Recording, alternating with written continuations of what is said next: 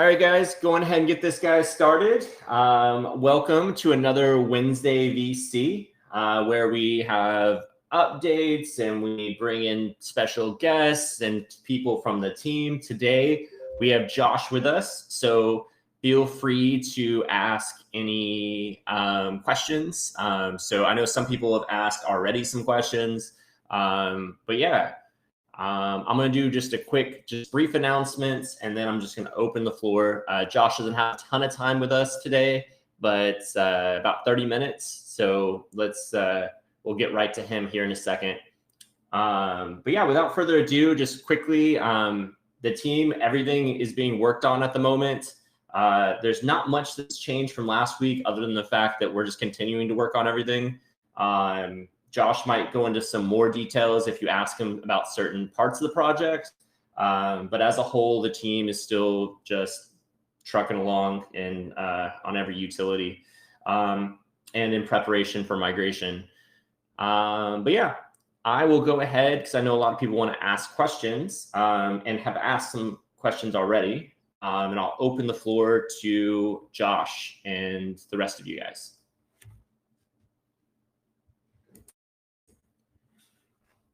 So feel free to ask any questions to Mr. Josh. Thanks a lot, Joe. I was speaking on mute again, as usual. How are you guys going? I hope you guys are doing well. It's been sort of a crazy week everywhere. So I hope everybody is doing okay and safe and have their fun safe. So as Joe mentioned, I'm pretty much open to questions. I'll wait for questions to be asked first before I start speaking and talking too much and not giving you guys a bit of a voice to say what you have to say or ask what you have to ask. So if just for now, so you guys can shoot up. And let's see. All right, he reposted his stuff. We can touch on some of this. I mean, these are my question. I can even phrase it in words if it's easier. Otherwise, no, you're good. You're good. Yeah, we can start working through them for the moment. So Josh, when merch? Okay, I'll follow the list then.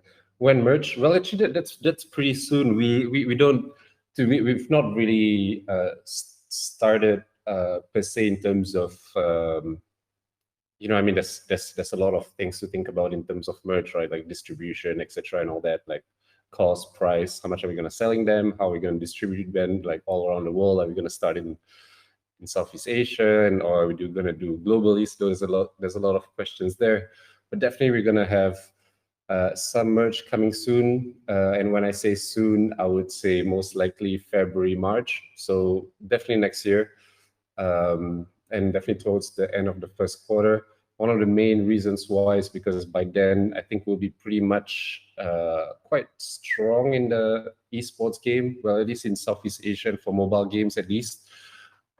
So one thing that goes with esports and competitive gaming is merch. So definitely we're gonna be there.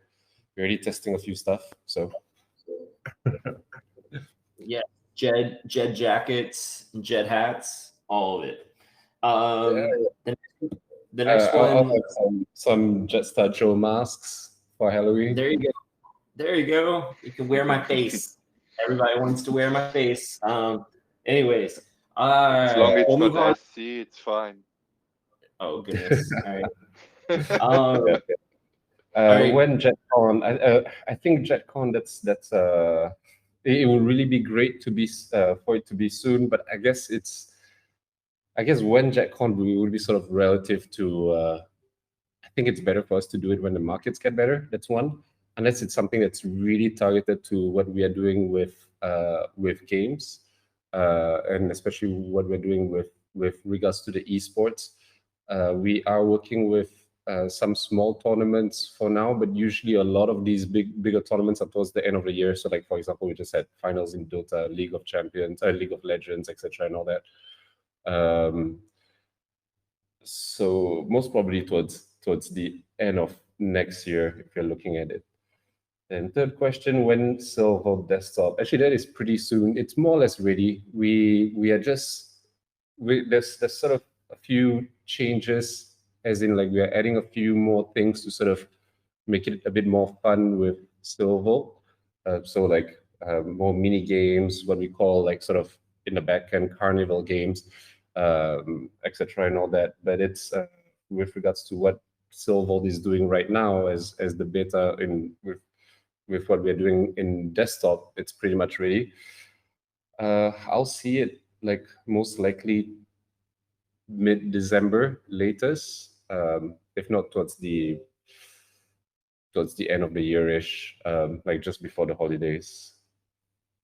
When beta? So beta, that's night class, I guess, right? Yeah, exactly. Sorry about that. Yeah, no problem. No, when beta of night class, we are gonna make some announcements soon. I think in the next few days now. I just need to later check with the marketing team with regard to night class. So I can't reveal a date yet, but we pretty much ready for the beta. We're gonna come up with a sort of little trailer that comes out with it. So pretty excited there. With regards to whether it's both on Android and iPhone, I think it's gonna start with Android first and then iPhone later. When you can ignore that. You can ignore the question. You can go okay, to the next one. yeah, I'm not gonna go into that. Yeah, okay. When PFPs, that's really a good that's really a good question. Holidays are coming soon, and we've sort of really had to with what we're sort of building with JEDSTAR Gaming, building towards the game, and then JEDSTAR, and then Silver, and then the Gaming Guild. Sort of how we've evolved throughout the year. A lot of things were planned within the roadmap. A lot of things sort of grew organically. So all these things grew organically, not necessarily the team. So it sort of piled up more and more. And what's really been strenuous was on the sort of design team and the creative team having more and more work in that sense. So PFPs are like sort of on the way in terms of the technical design, like how we're going to do them, what kind of characters, etc., and all that. But actually, our artists are right now finishing because we're sort of launching it together with Nightclaw's Beta. Sorry, I'm a bit under the weather. We're going to launch it together with Nightclaw's Beta. So there'll be the Nightclaw's comic books that's going to come out with the launch, because the comic book sort of tells you the story before what happens in Nightclaw. So that's going to be pretty fun. And right after that, we'll finish up the PFP. So I think a sort of a good date would be early next year. And early next year is like the first few weeks of Jan, if not latest end of January. So that's for PFPs. What we're going to do with a PFPs is going to be a bit different. I've been sort of testing some of them myself in some of the mobile games that I'm playing, just to see like in terms of the formats, etc., and all that. They're going to be pretty cool.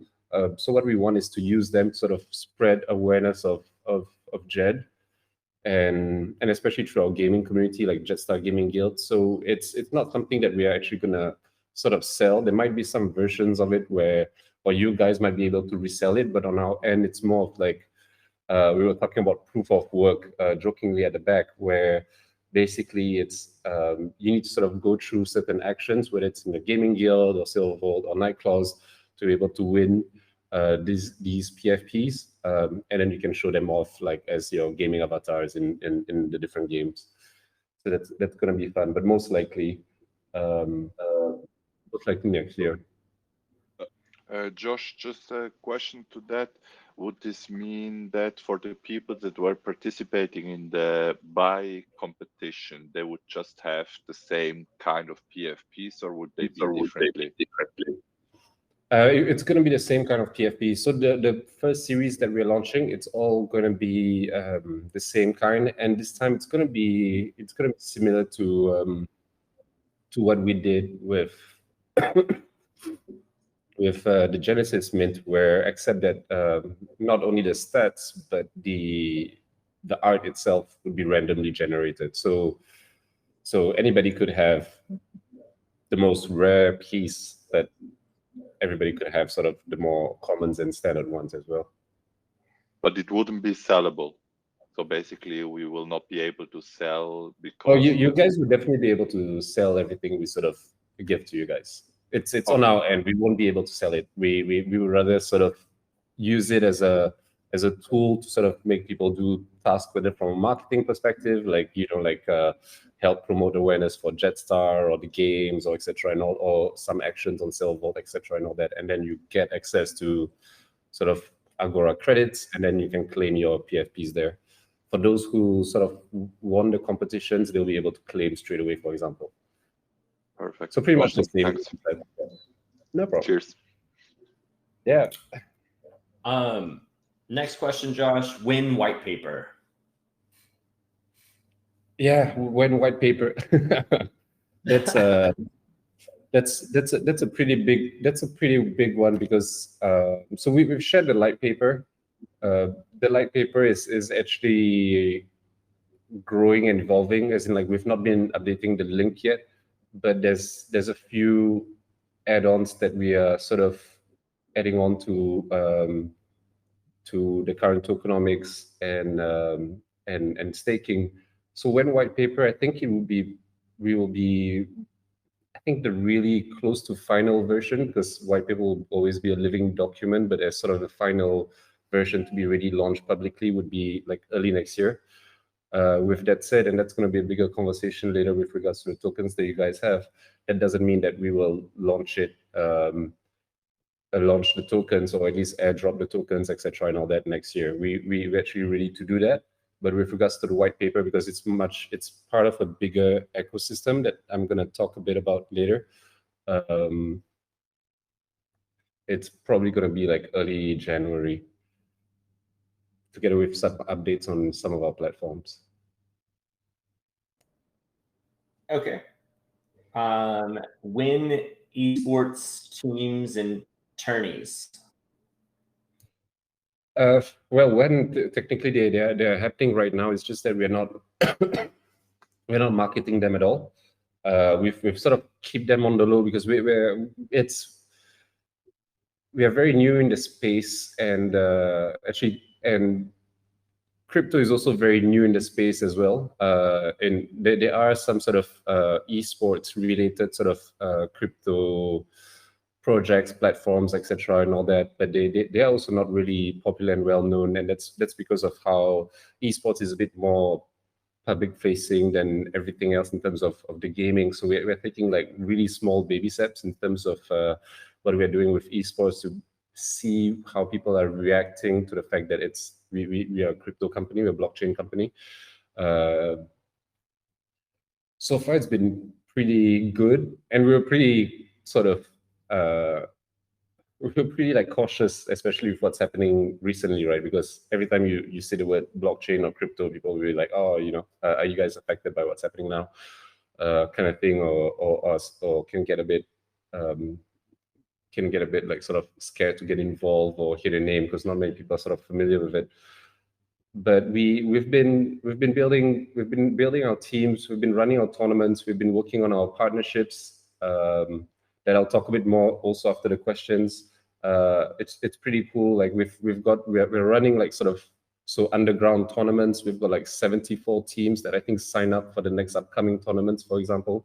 So huge participation when you look at teams being like five players each per team. So that's quite a bit of numbers there. So and without much marketing, so it's pretty cool.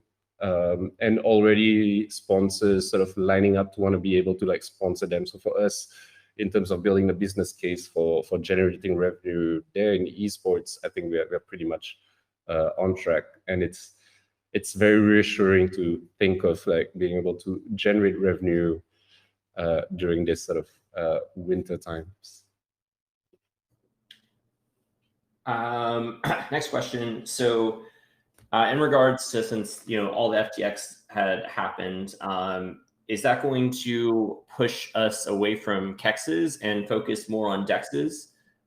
There were some questions involving just how are we looking at FTX and how will FTXs and the other stuff going on with some of the KEXs and things out there will affect us and how we're moving forward. Yeah, I mean, a lot of things that people don't talk about, and obviously it's people who are most affected are customers and their savings, right, of FTX. I think you guys know me by now. I've always been sort of so luckily we are not really affected by FTX, even though we did have like some small amount for trading, etc., and all that. But I've always been sort of advocate of like anything that's out of anything that's centralized and not controlled by us, especially if they are able to sort of freeze any sort of movement or transactions, etc., and all that. So we got really lucky there with what's happening with FTX. With all that said, one thing that's really important is going to be sort of the adoption of our token and transaction of our token outside of our platforms. And now, basically, we all agree the highest place that would be on Kexes. So definitely that should be part of the strategy. Now, which one is the safest Kex? That's a bit difficult to say nowadays, because even though they're sort of presenting proof of reserves, I honestly don't I'm still very I would still be very cautious there. But I think it would be necessary at the end of the day for tokens to be adopted, even though we have other strategies to get them adopted, especially from the gamers rather than crypto investors. But again, not much change there because thankfully all the Kexes that we are sort of talking to for our launch on for migration on Polygon have not been affected. And I think that's it on my end. Anybody else have any questions that they want to ask Josh? Or you can message the chat.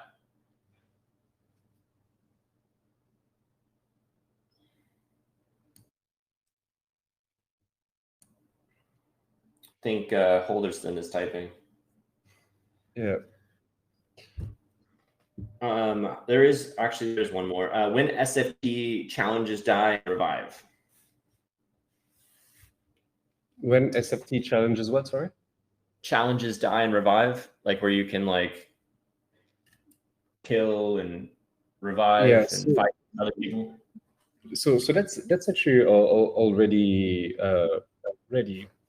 We are sort of just lining up our ducks and making all those little information. So we wanted sort of because to do that there'll be transactional fees, etc., and all that. That's going to be in Cred, right? That's on Agora. So we need to sort of launch Jet and Cred first. So he's just saying that. Yeah, sounds good. Yeah, the Kex was the Kex question was a really good question. I mean, we were funnily FTX was sort of on the list that we were targeting, obviously with the talk with Binance and KuCoin. One thing that people don't talk about, because obviously they talk about the customers first and those guys are the most affected. But one thing that people don't talk about is like to be listed on these Kexes, most of the time you need to provide liquidity and then you need to provide money. I mean, the pairing with that liquidity as well.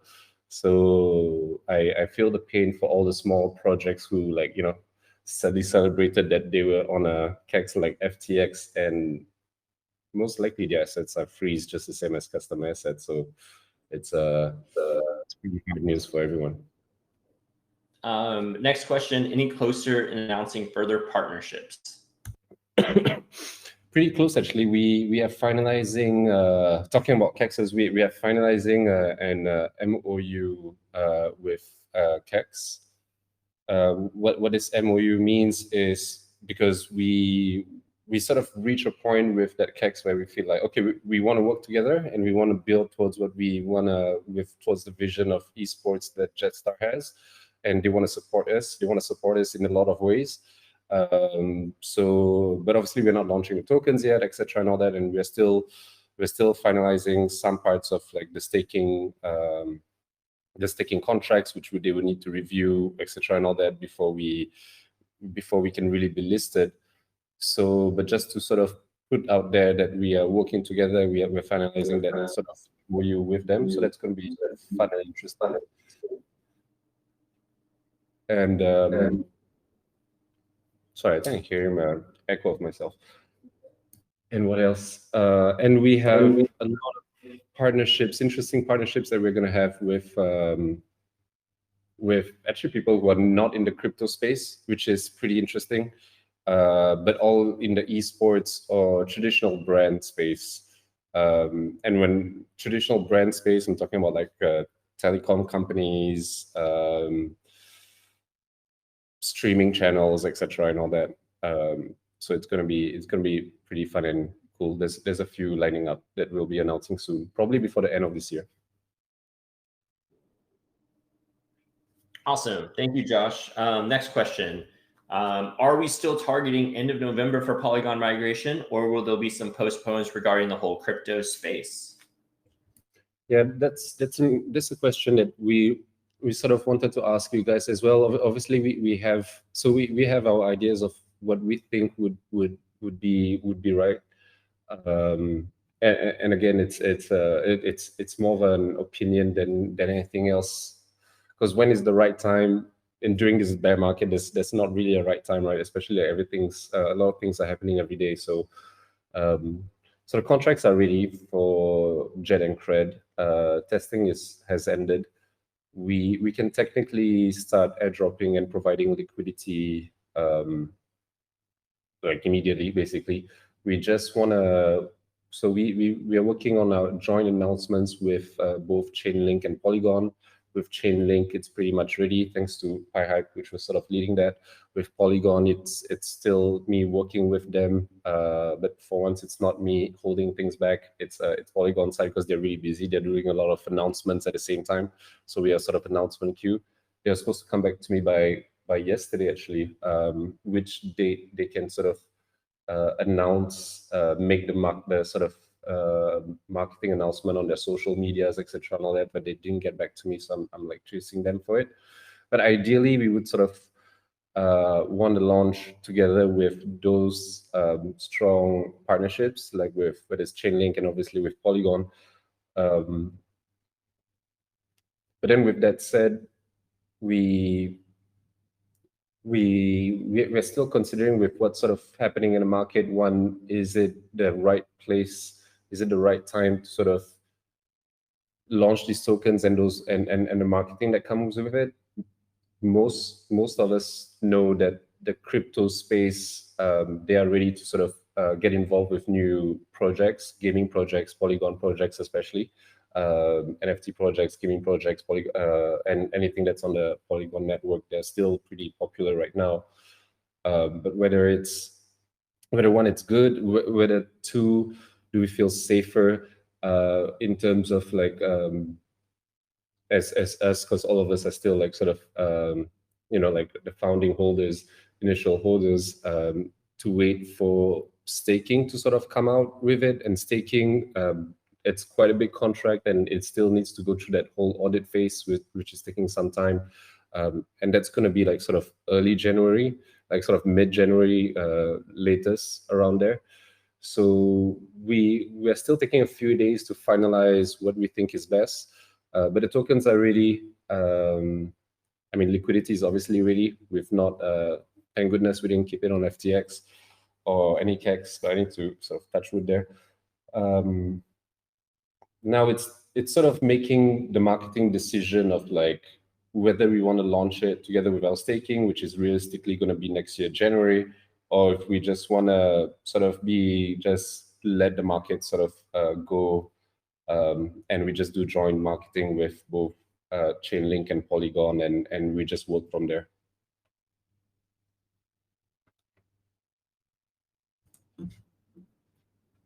That's sort of my long answer. Yeah, so for everybody, just to further on that, there's still a lot that's going into this, and there's a lot of stuff that we're trying to polish up. But as Josh said, we'll make more of an announcement on it in the coming days / next week. Yeah.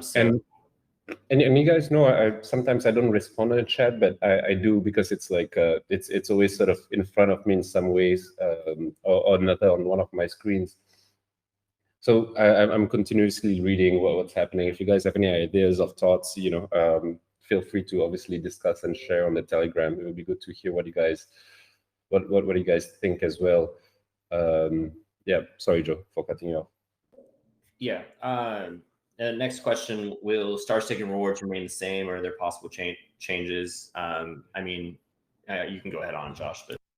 Yeah. So I mean, star staking will obviously evolve continuously. It will start most likely with what we've sort of shared, but we will add on different elements that come with all the other platforms that we're sort of building.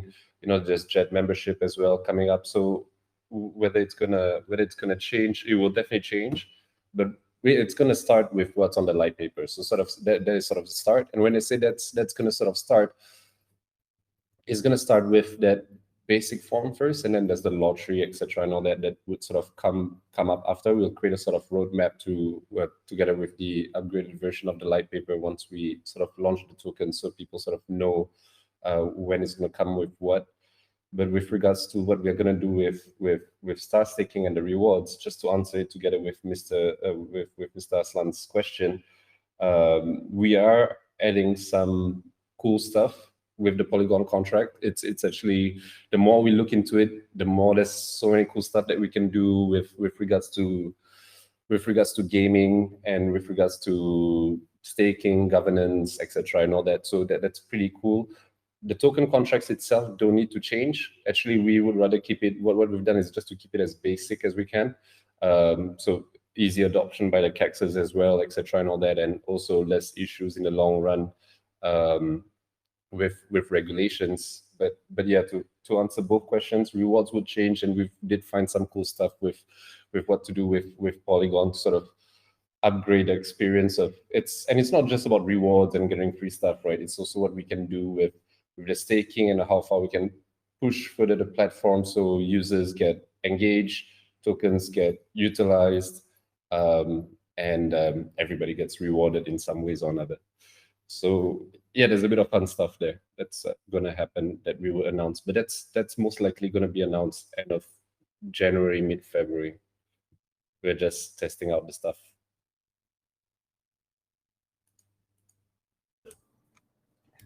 Sounds good.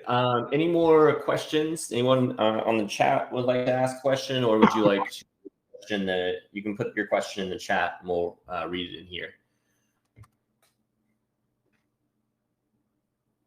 Yeah, well, waiting for the questions, I'll just sort of update a bit on some of the progress we sort of made. So we've been having a lot of nice conversations, discussions with a lot of people in Southeast Asia, where sort of it's really booming. Esports is really booming right now, right? So I mean, like Dota finals recently in Singapore. We have Mobile Legends MPL that's happening in Jakarta, like in a few weeks' time.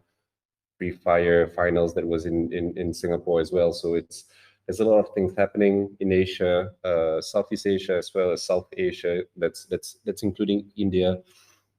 Obviously, there's a lot of things happening everywhere in the world with regards to esports, especially in the US as well. One of the reasons why we sort of really targeted the Southeast Asian market is it's not just because we are located here or because I mean there's a huge demographic when you just look at Indonesia, right? I think it's like 500 million right now or something, and then you look at the population of India, that's another big chunk and huge market. So we can't just we can focus on one market at a time kind of thing. We can afford that. That's a lot of numbers for crypto adoption. But another thing is from a customer acquisition cost as well, with regards to marketing, working with people on the ground, whether it's influencers, etc., and all that. The cost is maybe 10 times cheaper in Southeast Asia right now to acquire customers than in the US. It's much more expensive there. So from a budgeting and marketing strategy standpoint, it makes a lot of sense for us as well for the same kind of potential revenue that we can get. With that said, so what we're sort of building or doing in the back end, the way I see it is and without trying to make it sound like too idealistic or using too much big words, is sort of democratize esports in some way. And slowly, while doing that, while we're sort of democratizing esports, slowly while doing that, we are also introducing crypto adoption and obviously Jet and Cred with it. What is like sort of democratization of esports is basically all of us as gamers or as players, etc., and all that. Like, for example, if I play League of Legends or Mobile Legends, or if I play PUBG or Free Fire, is we are constantly competing and playing against other people, right? So we're constantly competing with or against other people. That's sort of a new way for us to sort of socialize. That's how we sort of build groups, guilds, teams, etc., and all that. And what I sort of really get to know when we dived into it like a bit more is like just in Mobile Legends alone. I think in sort of October 2022 there was like 30,000 tournaments that were organized like sort of underground, like sort of basically underground, not those big championship tournaments, but people are just happy to participate in any low-key tournament with another team, whether it's my team and I want to flex versus your team, or we can bet it, or it's like with random strangers, etc., and all that. And that's sort of like underground esports, what we sort of see and call. And there's so much potential there, and it's such an exciting space that's happening. And that's why we're sort of looking at how we can bring together with Silvolt, what we're doing with Silvolt, what we're doing with JGG, with the community that we have as a team, and sort of building a platform that brings all of these together where people can meet and socialize, organize tournaments, and when they win tournaments, win prizes. One of the biggest things that we saw, like one of the biggest issues that we saw in tournament organization is, one, it's not easy to organize tournaments because you need to find the people, etc., who wants to participate. We now have the community there. So that's one. Two, it's hard to track these tournaments. We are building that technology there. We're actually building with some partners that technology there. And then three, it's basically getting paid the tournament prize. So what we can do as a company is, and especially since we are in a crypto company, is all these prizes that right now usually vary between like $5 to $1,500, etc., and all that. We are able to sort of be escrows of these prizes through our tournament platform, and we give those payouts in like whether it's Metix or Jet or Cred, etc., and all that. We're sort of finalizing it, but slowly, when we look at like 30,000 tournaments organized, for example, there's about like 10 teams. Obviously, there's a few overlaps there. 10 teams per tournament, 5 players per teams. That's quite a lot of people that through the platform that we're building could automatically give them a hosted wallet, for example. So we're sort of building that ecosystem, which would sort of be a plugin to Silvolt on the back end. That's sort of what we've been doing, and that's what we've been focusing on with the whole esports thing. So when you look at it, is Silvolt, you can potentially win digital assets, or even win digital assets, as in like Web2 digital assets, whether it's like Mobile Legends, Diamonds, etc., and all that. Web3 digital assets, whether it's NFTs, etc., and all. You're able to socialize and play versus other players. So that's from a gamer's point of view.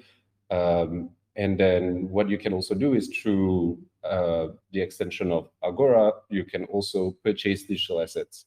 So whether it's Web3 digital assets, but also Web2 digital assets. So we're also looking at really expanding Agora to be more than just buying NFTs or SFTs, but also being able to purchase, like Mobile Legends, Diamonds, again, etc., and all that.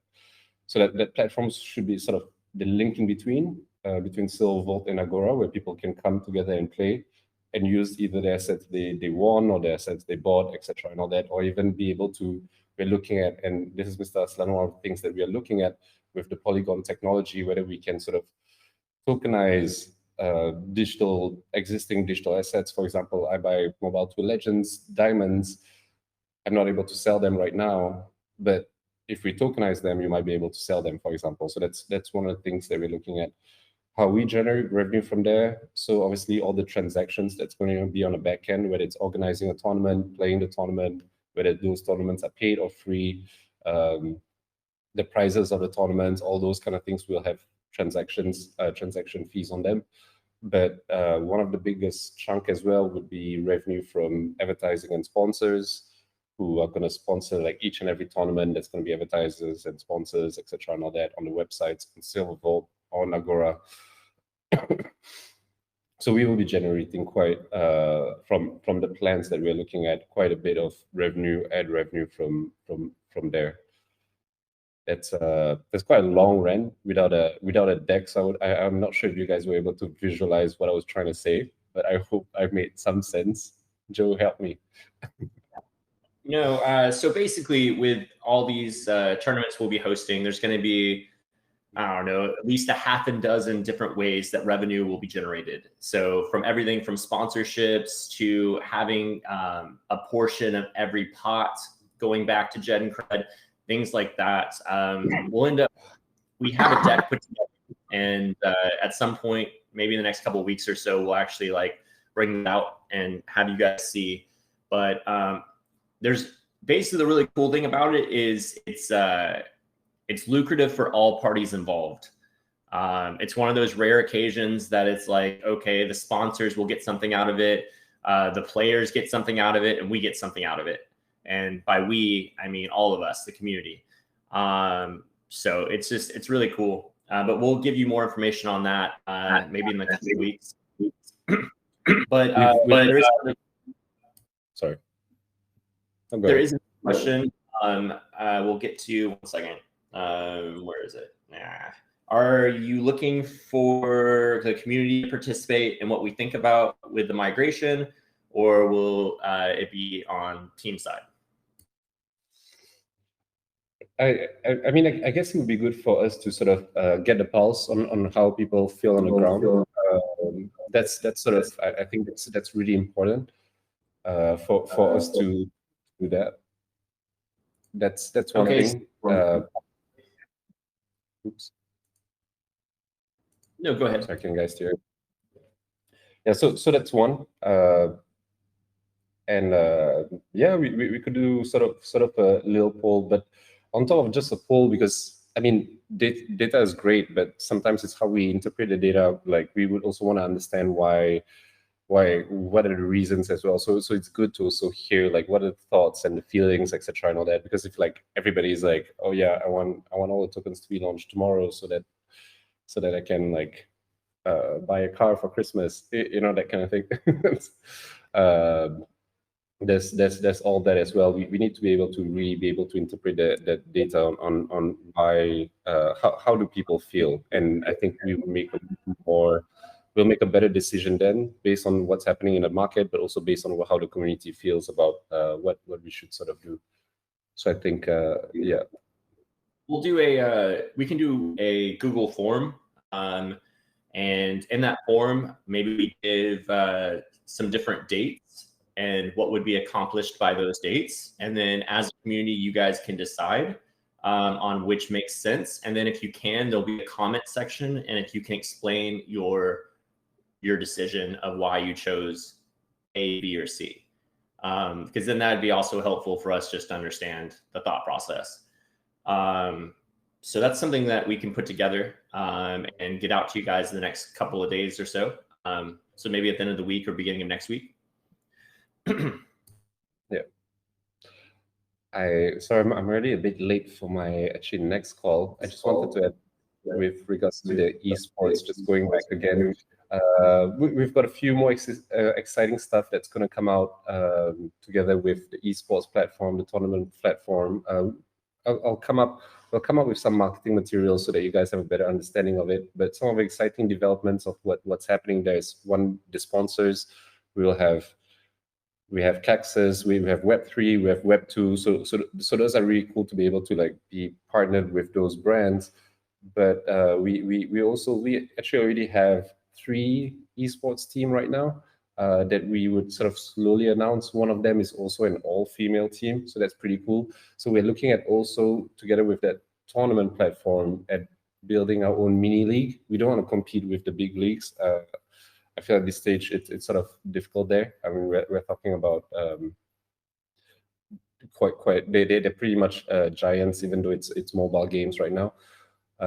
mini leagues, but also different sort of championships, like sort of champions of champions kind of championship, where we will have the best players from different areas, etc. Now that be able to compete with each other. All right. Well, Josh, I appreciate you coming on the call. You can go ahead and get to your meeting, and I'll stay on here to answer any other further questions. And yeah, guys, just feel free to ask in the chat. Josh does read the chat pretty regularly. So yeah. Thank you, Josh. Thank you. It's always in front of me, so I do see all the pineapple jokes that come out. So yeah. Thank you, everyone. Hello. Thank you, Josh. Catch up with you later. Take some medicine. All right. Yeah, not doing well, man. See you guys. Right. Feel better, man. Later. Bye. All right, guys. Any other questions?